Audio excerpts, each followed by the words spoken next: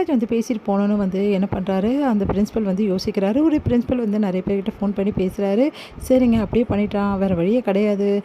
என்ன பண்ணுறது, மதி நல்ல பொண்ணு, அந்த பொண்ணுக்கு போய் இந்த மாதிரிலாம் நடக்குது, என்ன பண்ணுறது, அவரை பகிச்சிக்க முடியாது அப்படி சொல்லிட்டு பேசிகிட்டு இருக்காரு. நிறைய வந்து அங்கே இருக்க ஸ்டாஃப்ஸ் எல்லாம் நிறைய பேர் பேச, சார் வேணாம் சார், சொன்னால் கேளுங்க, மதி ரொம்ப நல்லவங்க சார், அவங்க நல்ல ஸ்டாஃப் சார், அவங்கள மாதிரிலாம் வரவே வராது, அவங்கள வந்து நீக்கினா நம்ம எப்படி சார் பதில் சொல்ல முடியும் எல்லா மாணவர்களுக்கும் அப்படின்னோடனே, இங்கே பாருங்கள் அதெல்லாம் தெரியாது, நம்ம பண்ணி தான் அவனை, வேறு வழி கிடையாது, தங்கராஜை பகிச்சிக்கிட்டு இங்கே நம்ம இந்த காலேஜை நடத்த முடியாது, அவர் எப்படிப்பட்ட ஆள்னு உங்களுக்குலாம் தெரியாது, அதனால் நான் சொன்னபடி செஞ்சுடுங்க அப்படின்னோடனே, சார் அது வந்து நான் சொல்கிறேன்ல செஞ்சுடுங்க அப்படின்றாங்க.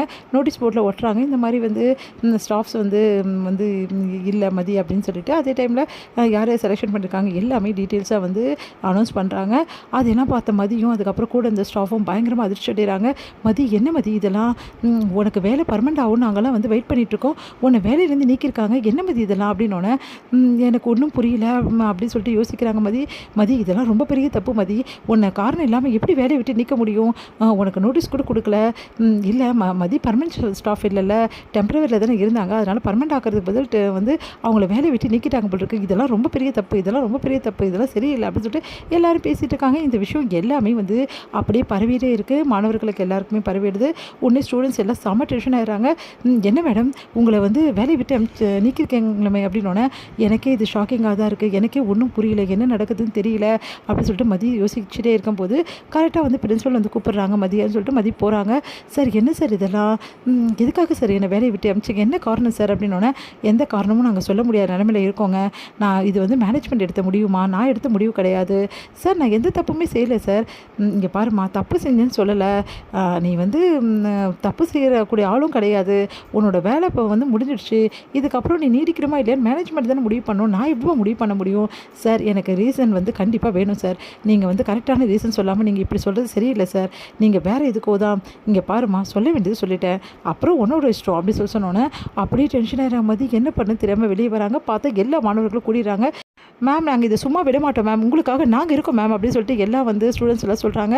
பிரச்சனை வேணாம் விடுங்க, மேனேஜ்மெண்ட் ஏன் இந்த முடிவு எடுத்தாங்கன்னு இப்போ வரைக்கும் எனக்கு தெரியல, எப்படி எந்த வந்து எதுவுமே இல்லாமல் எப்படி மேடம் உங்களுக்கு வந்து இப்படி பண்ண முடியும், இதெல்லாம் நாங்கள் ஒத்துக்க மாட்டோம், நீங்கள் இந்த இடத்த விட்டுட்டு போகிறதுக்கு நாங்கள் அலோவ் பண்ண மாட்டோம், நீங்கள் இங்கே தான் இருக்கணும் அப்படின்னு சொல்லிட்டு சொல்கிறாங்க. எல்லாரும் போராடுவோம்னு சொல்லிட்டு செம்மையாக போராட்டம், வேணாம் சொன்னால் கேளுங்கன்னு, மேடம் இந்த விஷயத்தை நீங்கள் எங்களுக்கு வேணும் மேடம், அதுக்காக நாங்கள் என்ன வேணாலும் போடுவோம்னு சொல்லிட்டு எல்லாருமே வந்து சொல்கிறாங்க. பயங்கரமாக போராடுறாங்க, எல்லாருமே உட்காந்துடுறாங்க. பெரிய வந்து போராட்டமாக மாறுது. இந்த டைமில் வந்து நம்ம மேனேஜ்மெண்ட்டுக்காக எல்லா விஷயமும் போகுது. அப்போ கரெக்டாக பிரின்சிபல் அங்கே வராரு. இங்கே பாருங்கள் இதெல்லாம் பண்ணுறது ரொம்ப பெரிய தப்பு, மதியம் ஏன் வேலையை விட்டு நிற்கிறோன்னா அவங்களுக்கு நாங்கள் காரணத்தை நாங்கள் அவங்கக்கிட்ட சொல்ல முடியும், உங்களுக்கு எதுக்கு இதெல்லாம் தேவையில்லாத வேலை, படிக்கிற வேலையை பாருங்கள், அவங்க கிளாஸை போய் அட்டன் பண்ணுங்க அப்படின்னு நாங்கள் அட்டன் பண்ண மாட்டோம் சார், மதி மேடம் மாதிரி ஒரு நல்ல வந்து யாருமே லெக்சரர் இல்லவே இல்லை சார், அவங்க எங்களுக்காக எவ்வளோ ஹெல்ப் பண்ணியிருக்காங்க, நாங்கள் இது வரைக்கும் இவ்வளோ நல்லா படிக்கிறோன்னா அதுக்கு காரணமே அவங்க தான், அவங்கள போய் நீக்கிருக்கீங்க, என்ன சார் மேனேஜ்மெண்ட் இது, என்ன சார் காலேஜ் இது, இந்த காலேஜை விட்டு அவங்கள நீக்கிறதுக்கு பதில் எங்களை எல்லாருமே வந்து நீக்கிறீங்க சார், நாங்கள் இதுக்கப்புறம் இங்கே இருக்கவே மாட்டோம் அப்படின்னு சொல்லிட்டு வந்து போராட்டம் பண்ணுறாங்க. மாணவர்கள்லாம் இதெல்லாம் கேட்டு வந்து மேனேஜ்மெண்ட்டுக்கு என்ன பண்ண தெரிய முடிக்கிறாங்க. உடனே வந்து பிரின்சிபல் வந்து என்னடா இது இவ்வளோ பெரிய பிரச்சனை ஆகுது அப்படின்னு சொல்லிட்டு போலீஸ்க்கு கால் பண்ணுறாங்க. போலீஸ் வந்து அப்படியா நாங்கள் வரோம்னு சொல்லிட்டு வராங்க.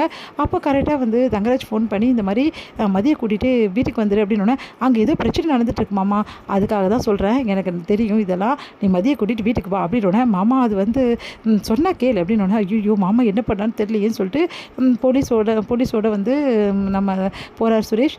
பார்த்தா எல்லாருமே வந்து பயங்கரமாக போராட்டம் நடத்திருக்காங்க. அதை பார்த்த சுரேஷ் பயங்கரமாக அதிர்ச்சி அடைகிறார், என்னடா இது இப்படி மாறி இருக்கு அப்படின்னு சொல்லிட்டு.